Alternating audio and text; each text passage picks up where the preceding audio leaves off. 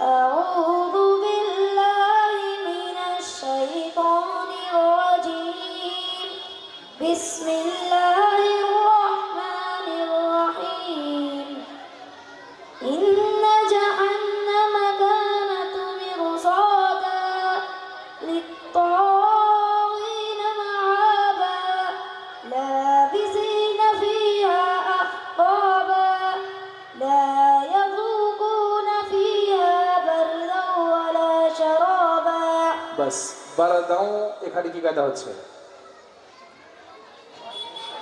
বারিদাউ উরুফের ইউমিনের র হয়েছে কি কায়দা হবে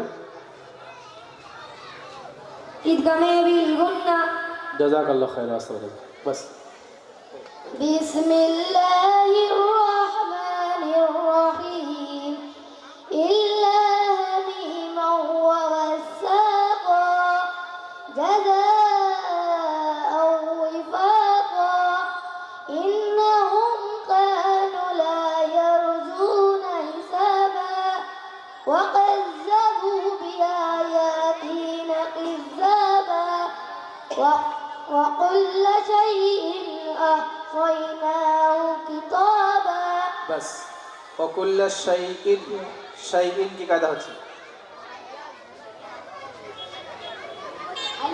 উরুফের হালকি তারপরে বিসমিল্লাহির রহমানির রহিম فذوقوا فلن نزيدكم إلا عذابا إن للمتقين مفازا حدائق وأعنابا বাস হাদাইক কত টান হলো কেন মাধ্যে মুত্তাসিল উরফে মাদ্দার পর হামজা একই শব্দ হলে মাধ্যে মুত্তাসিল হবে এর পরিমাণ 4 আলিফ মাশাআল্লাহ জাযাকাল্লাহ নেক্সট পরে وقواعد أترابا وكأسا دهاقا لا يسمعون فيها لغوا ولا كذابا বাস লাগওয়াও এখানে কি কায়দা হচ্ছে إدغام بالغنة মাশাআল্লাহ ঠিক আছে নেক্সট بسم الله الرحمن الرحيم جزاء من ربك عطاء حسابا رب السماوات والأرض وما بينهما الرحمن لا يملكون منه خطابا বাস بسم الله الرحمن الرحيم يوم يقوم الروح والملائكة صفا لا يتكلمون إلا من أذن له الرحمن وقال صوابا বাস জাযাকাল্লাহ খাইর আসসালাম নেক্সট সূরা নাসর أعوذ بالله من الشيطان الرجيم بسم الله الرحمن الرحيم إذا جاء نصر الله والفتح ورأيت الناس يدخلون في دين الله أفواجا فسبح بحمد ربك واستغفر إنه كان توابا জাযাকাল্লাহ খাইর আসসালাম এই সূরাটি কোথায় অবতীর্ণ হয়েছে মদিনা মুনাওয়ারায় অবতীর্ণ হয়েছে।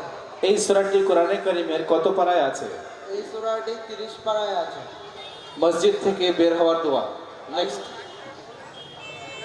মসজিদ থেকে বের হওয়ার দোয়া আল্লাহুম্মা ইন্নী আসআলুকা মিন ফাজলিক অর্থ হে আল্লাহ আমি আপনার কাছে আপনার অনুগ্রহ প্রার্থনা করছি।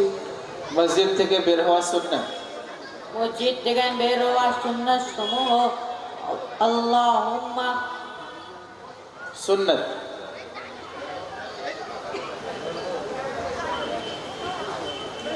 ইমানে মুজমাল ইমানের মুজিবান আমানতু বিল্লাহি কামা হুয়া বিআসমাইহি ওয়া সিফাতিহি ওয়া ক্বাবিলতু জামিআ আহকামিহি।